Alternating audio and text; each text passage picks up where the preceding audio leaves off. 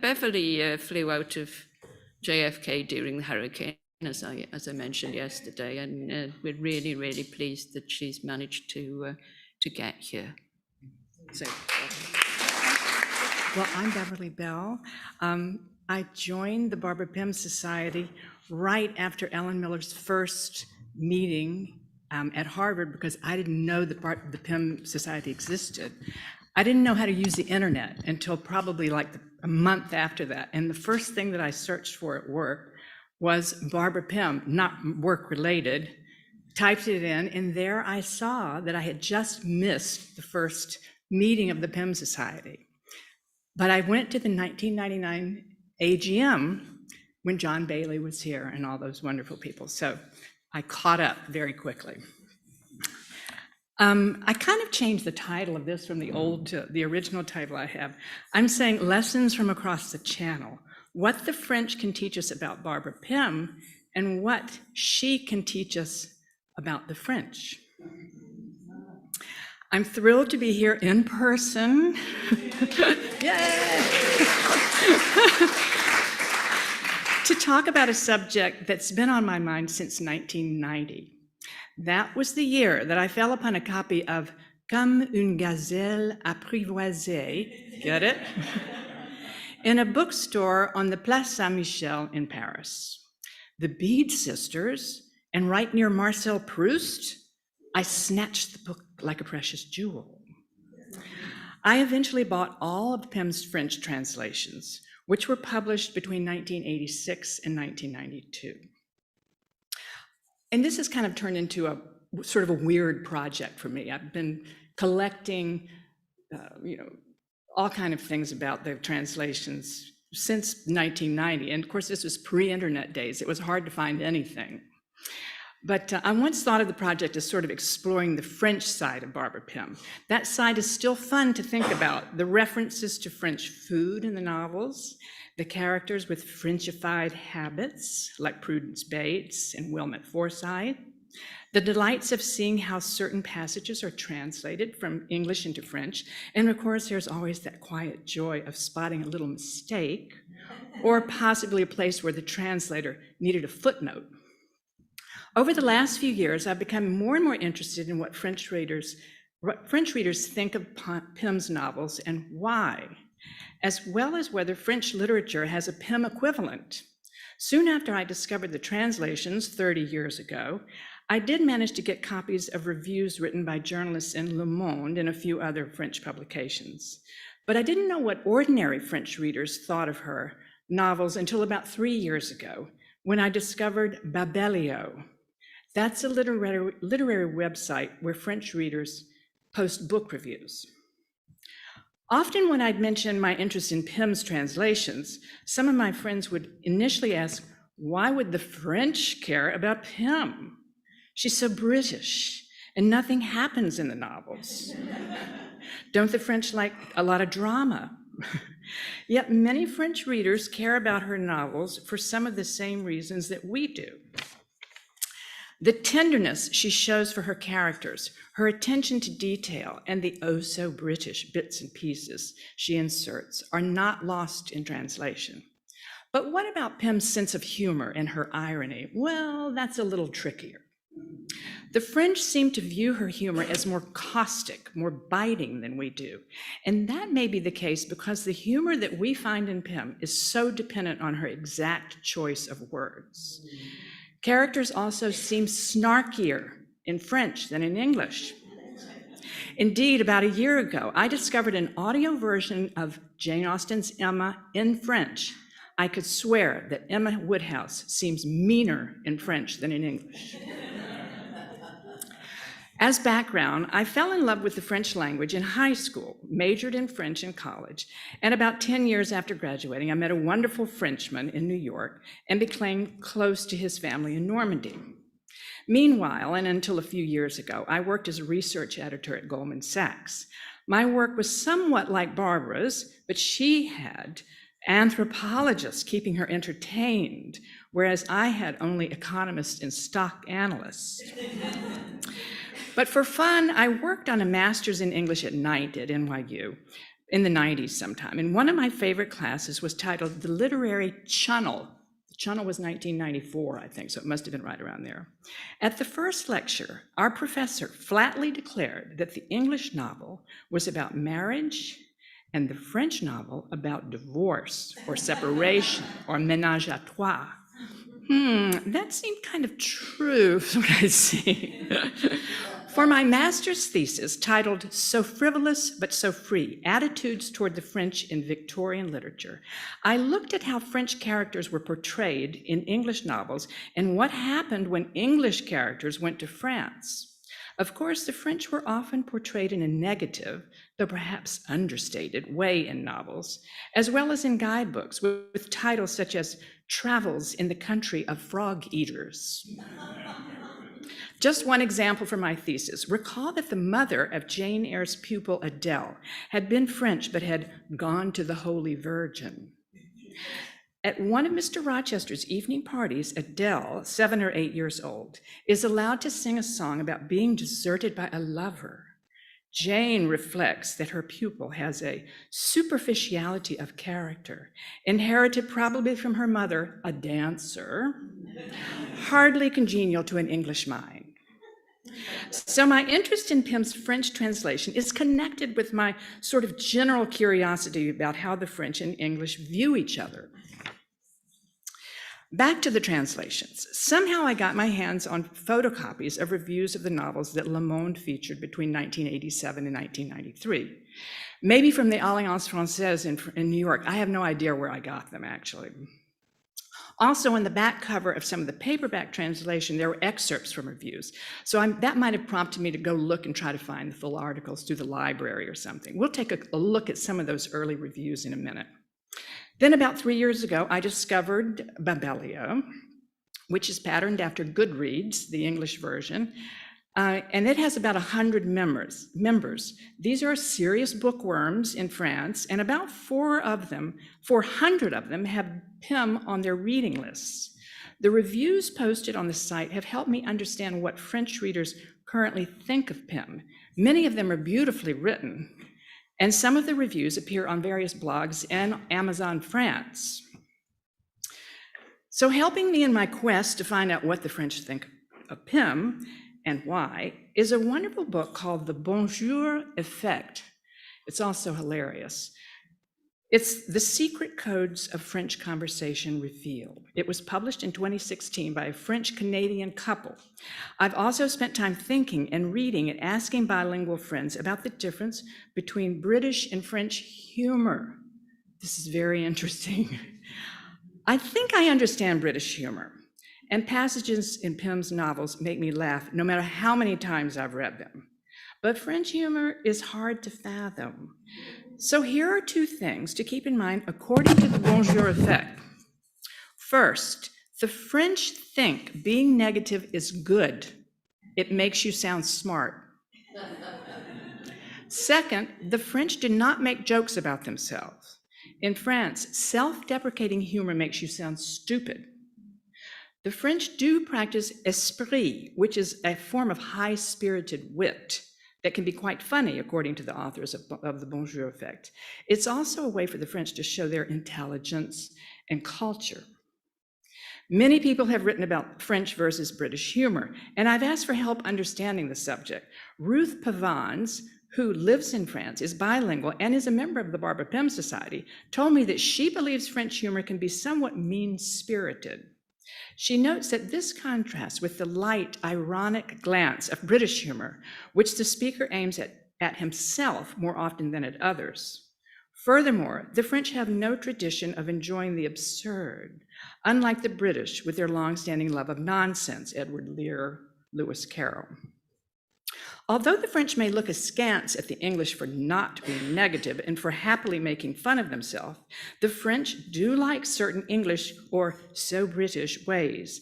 Downton Abbey is very popular in France. Many French reviewers of Pym's novels delight in the cups of tea and jumble sales and church-going and gossiping.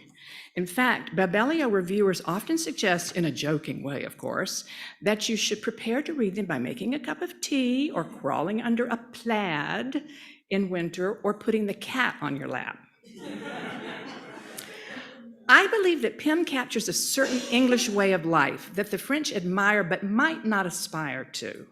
These words often appear in their reviews of Pym: modesty, restraint, composure, kindness, calmness, detachment. Doesn't sound too French, right? Reviewers also comment on the role of the church and the clergy in the novels. This is so British too.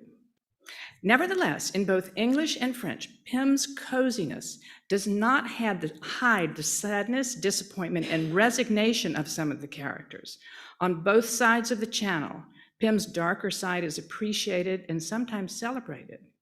Yet French readers more often comment on the cruelty they find in English literature, including in Pym. Characters seem trapped in dreary situations. So commentators have highlighted restriction, malicious gossip, rigidity, uselessness, despair, rule following, what the neighbors say. The French do not like to follow rules. The spirit of liberty seems ingrained in their character. Enough of this.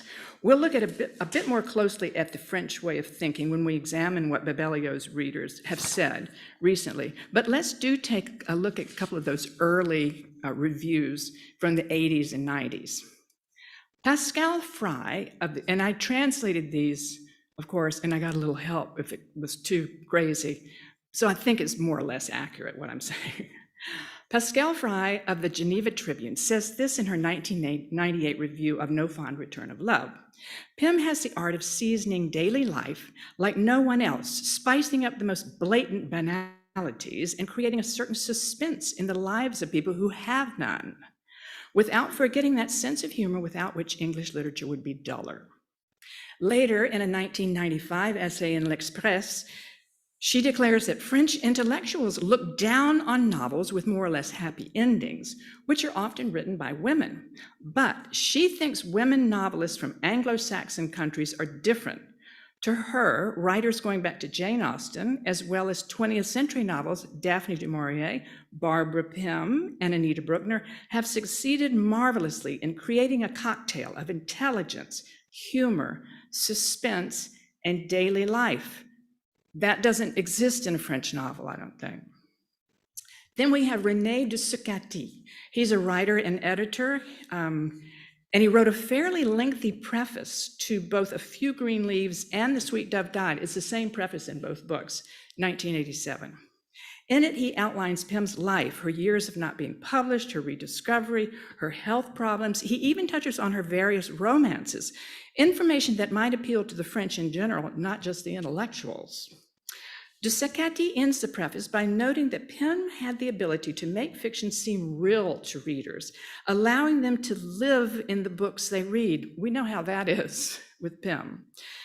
A philosophy of literature. In reviews of 3 of the novels, he also describes her admiration for Ivy Compton Burnett and touches on her inclusion of homosexual characters. I do wonder, in carrying out his research on this, if De Succe ever spoke to Hilary or Hazel, how he got this information. Or perhaps he simply got a hold of a very private eye. It's clear that he probably spoke and wrote English very well. In an article in Le Monde in 1990, he refers to Mildred Lathbury as une chic fille, which translates as a cool chick. Not necessarily beautiful, but with it.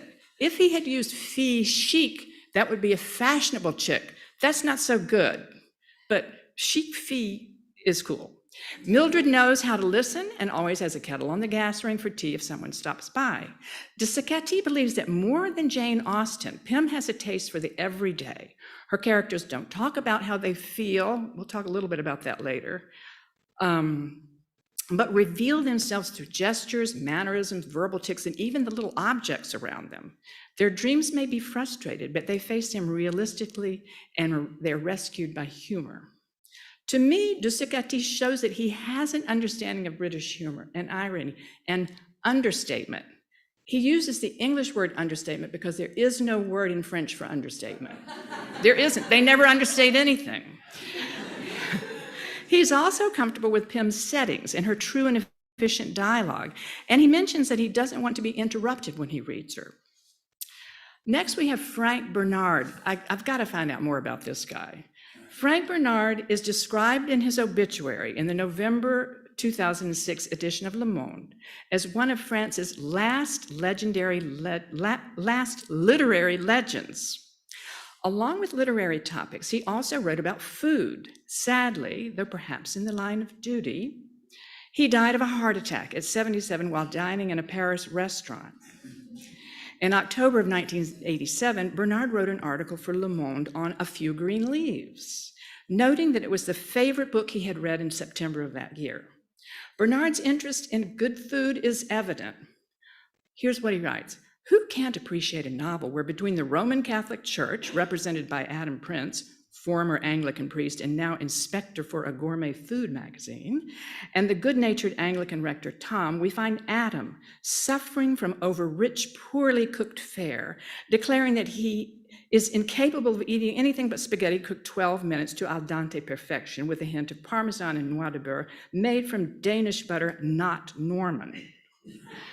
Bernard writes, when I read French novels today, even those that are beautifully written and thought-provoking, I always have the impression that they are on their guard and confined, that they don't know how to relax, that if the novels could talk, they would say, we're not here for the fun of it. The pretension of our national novel, as superb as that work is, keeps me from enjoying it as it deserves. Un brin de verdure, that's A Few Green Leaves, has sparked within me an intense case of Pymness. So, I mean, this guy was famous, so this is kind of cool. Now here we have Christine Jourdi. I'll say this, after I gave a friend in Paris a copy of Sometime Gazelle back in the 90s. She said she enjoyed it, but she said, elles ne sont pas gentilles, ces petites dames. Those little ladies are not nice. I was sort of taken aback. Well, Christine Jourdi would agree. Madame Jourdi is the head of the Anglo-Saxon Literature Division at Gallimard, the French publishing house. She has written novels as well as works of nonfiction. She loves England, so let me say that up front. In fact, after going through a difficult childhood in Algeria and in France after World War II, her mother was extremely strict and always worried about what people would say. Her family moved to England, where she discovered English literature. In fact, Christine Jourdi credits Jane Eyre with saving her. She said, Great Britain is my country, for it was there that I was happy for the first time. Nonetheless, one of her topics of interest is the cruelty that certain female British authors, going back to Jane Austen again, seem to inflict on their female characters. In fact, she devoted an entire book to the subject, De Petits Enfers Variés, published in 1989. It translates sort of as about various little hells or through a tour through various hells. Barbara Pym is one of the authors that Christine Jourdi covers in that book in chapters that refer to Molly Keane and Anita Bruckner, noting that they are descendants of Austen, that she feels that they treat their characters in a cruel way. Jourdi is firmly on the side of Marianne, for example, rather than Eleanor in Sense and Sensibility. You know, Eleanor was very British. Marianne is probably like French in spirit. She questions the emphasis many English women novelists, such as Pym, put on creating characters who are reasonable and prudent. However, she admits that the sad state of male-female relationships is an inexhaustible source of comedy for Pym, who studies them with detachment.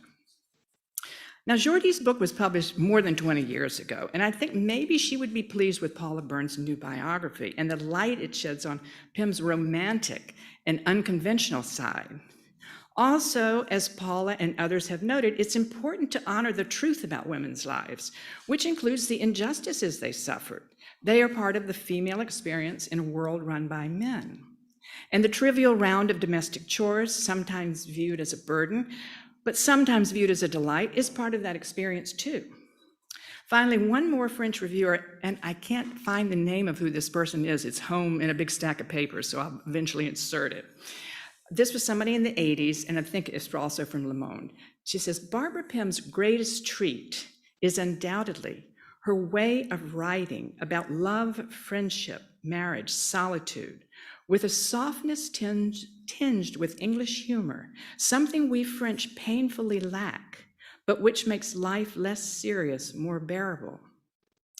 This idea intrigues me. It may be that the French, particularly those who view themselves as intellectual, i.e. most of the country, don't really want life to be much less serious. If it were less serious and more bearable, would it become uninteresting and mundane? In other words, more British. And another thought, could it be that the French language lends itself to drama and skepticism? Maybe everyday situations don't work as well or seem more boring in French versus English. I don't know. Now we're going to look at what Babellier readers say. These are the recent reviews. And also, I was in touch with a couple of them back and forth, not just through the website. And they told me a few things too. Here's one. I have been a librarian for 20 years, and I believe I know French literature pretty well. But I can think of no French author who has the same style as Pym, who manages to mix lightness and compassion for her characters, and has a caustic way of describing their lives and their little weaknesses. French authors sometimes have a tender regard for their characters. I'm thinking, for example, of Barbara Constantine. I don't know anything about her, but I'm going to find out. But Constantine's handle on humor is much less subtle than Pym's.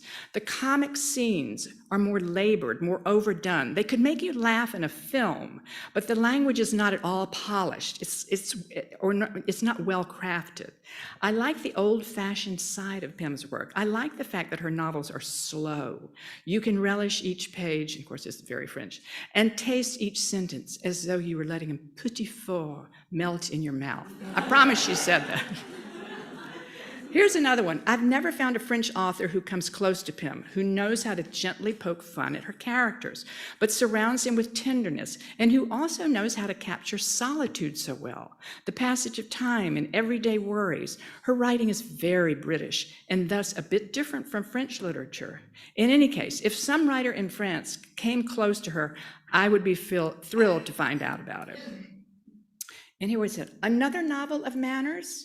In the heart of a provincial community, ruled by rigid codes of polite society, self-righteousness, beneficence, a strict sense of duty, pettiness, and deeply steeped in Judeo-Christian ways.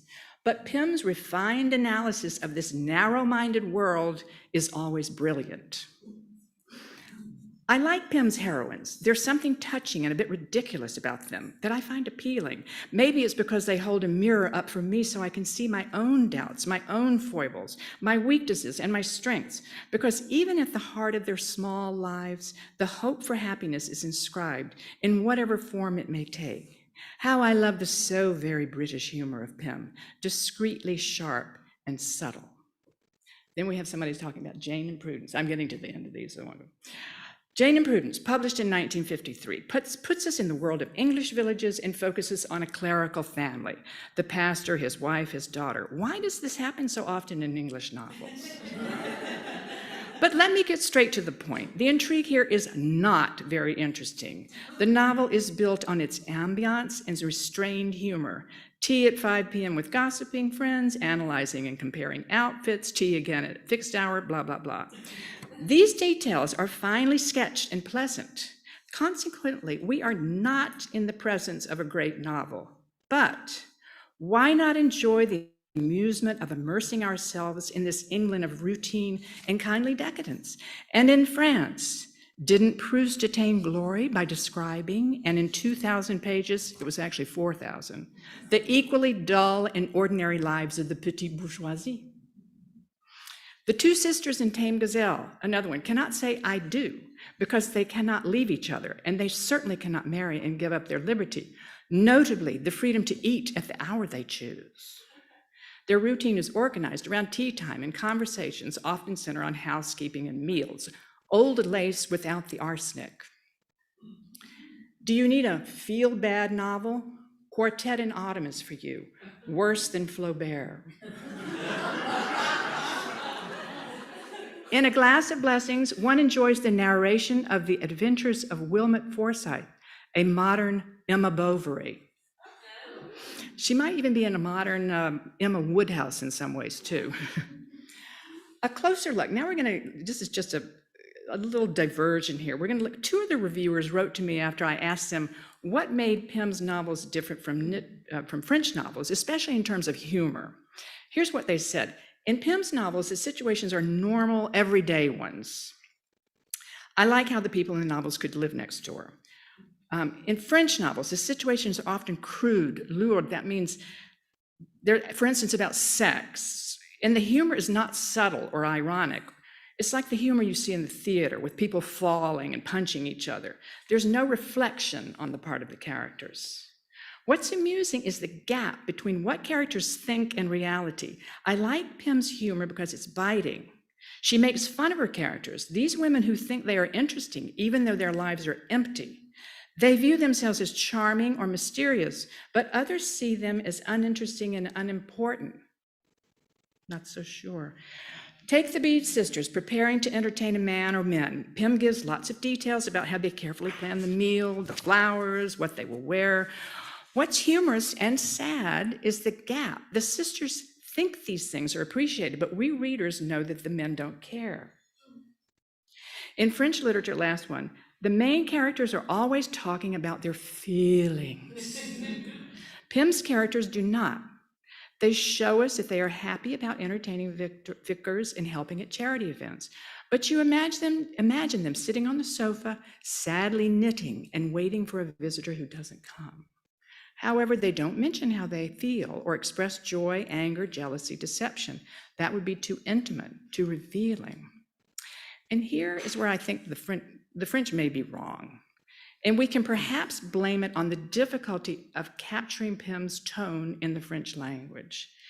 French readers might not be grasping the intelligence and possibly the wit of the heroines, who are often on the more positive side and able to poke fun at themselves. Okay, let me just back into something kind of new. There's a different tone about Pym and what she may have thought about France.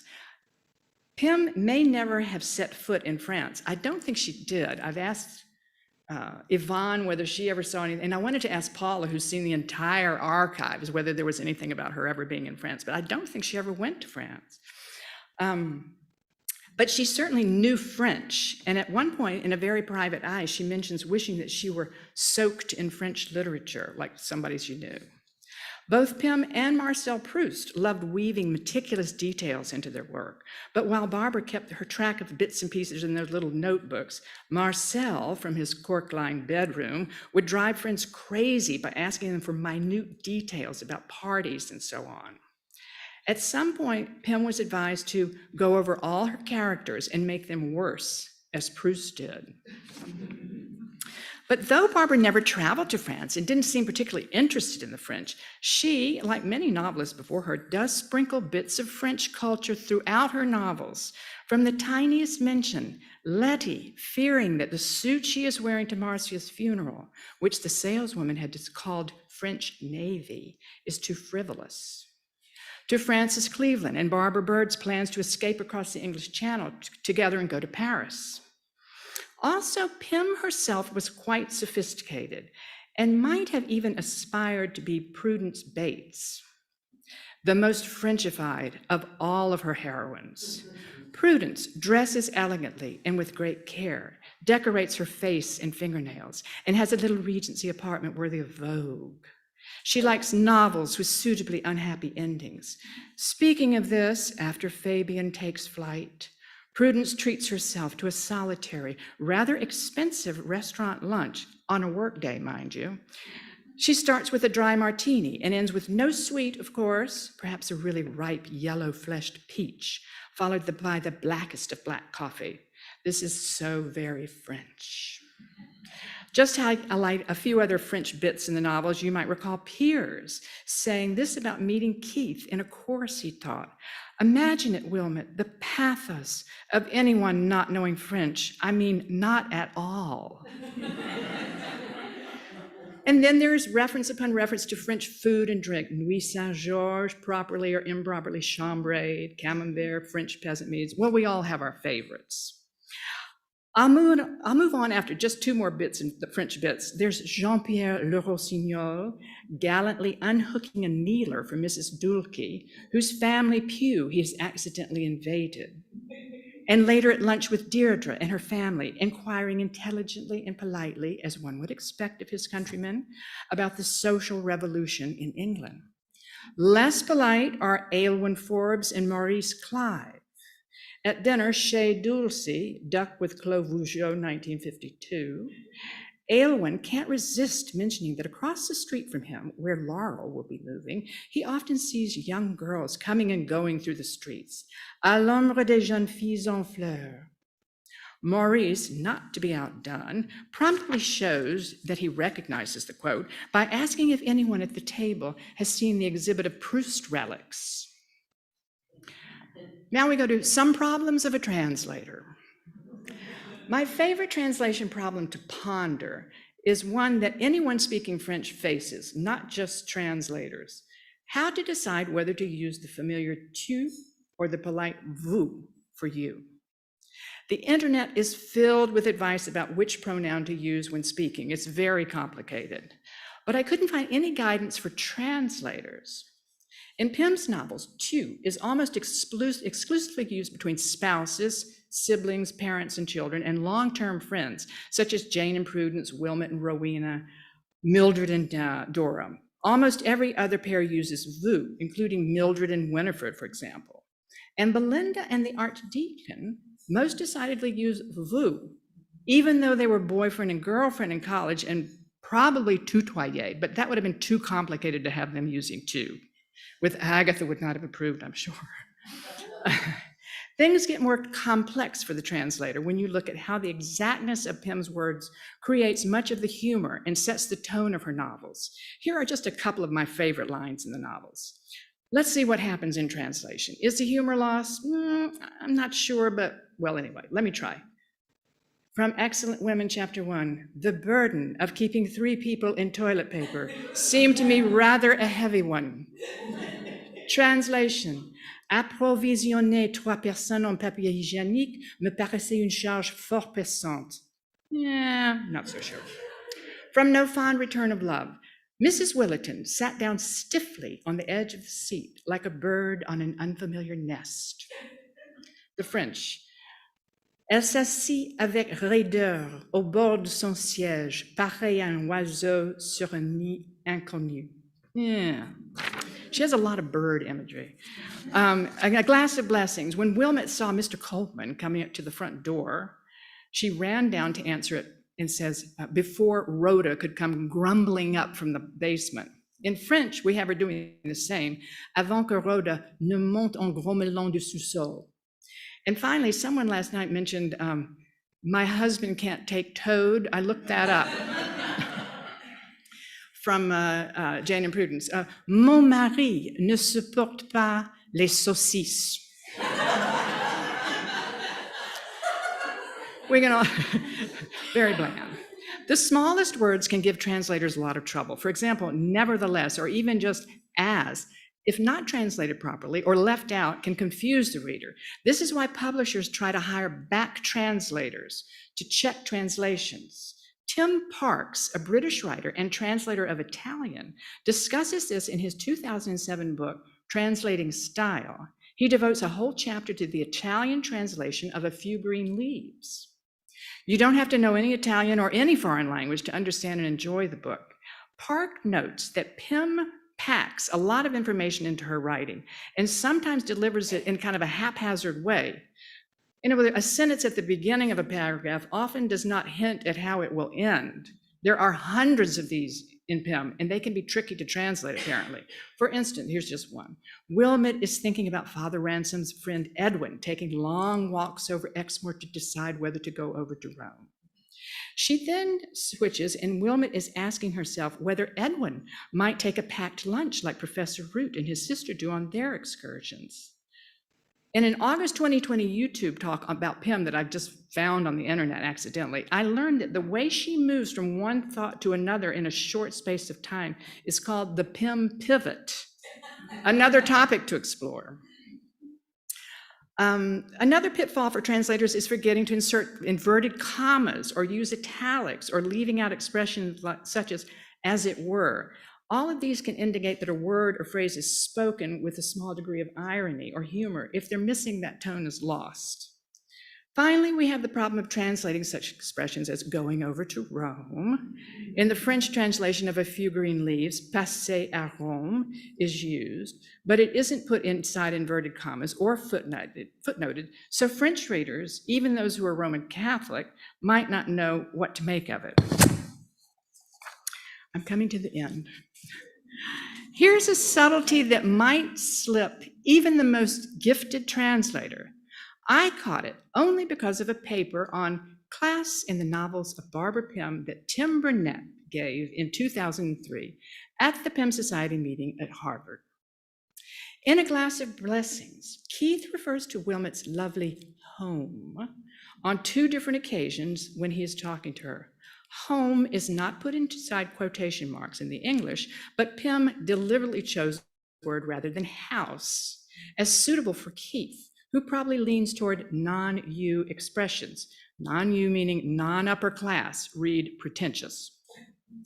In the French version, Keith refers to Wilmot's jolie maison, pretty house. That's okay, he's using maison, in one place. But someone on the translation team may have had an inkling about home being non-U, because a few pages later, Keith refers to Wilmot's très joli petit nid, her very pretty little nest. That would be très non-U. Let me end on another non-U note. In A Few Green Leaves, Beatrix Howick is asking Emma about some provisions that have been put in the cottage that Graham Pettifer has rented. Are the requisites all in the toilet? Beatrix quoted, translated as, Est-ce qu'il y a bien tous les nécessaires dans les toilettes? Dit Béatrix, répétant une formule toute faite. If this sentence had been back translated, if the French had been translated back to English to check for accuracy, someone might have realized that Beatrix is not repeating a canned expression, as the French version implies, but is instead quoting a line of poetry or something else literary. Because I heard Tim's talk in 2003, I would have been able to suggest that the translator keep, are the requisites all in the toilet? In English, adding a footnote explaining that the sentence is from John Betjeman's 1958 poem, How to Get On in Society. Thank you, merci.